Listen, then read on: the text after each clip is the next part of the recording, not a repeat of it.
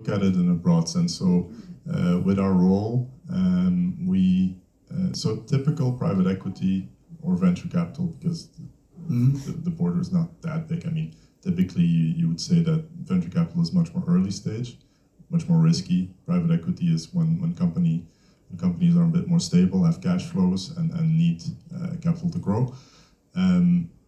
Well, what you typically see is that they need to strike a balance between risk and return. So they will take a certain amount of risk because they project a certain return that they can have in the future. For us, for a lot of the impact funds, and as a broader tendency in general and in the investment world right now, there's a third part of that equilibrium, and that is impact creation.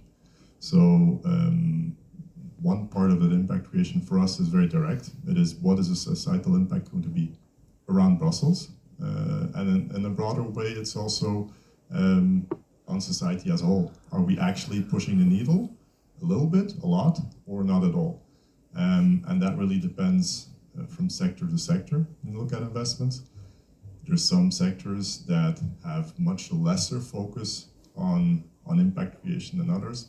Obviously, when you look at the food sector in general, the broad agriculture sector, impact is huge because this will surely come up in different conversations, but we are facing a challenge for the foreseeable future, for the foreseeable 20, 30, 40 years of massive population growth and massive need to find new ways of growing our food.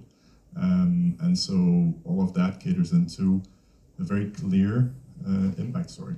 Yeah, that makes a lot of sense, and we'll definitely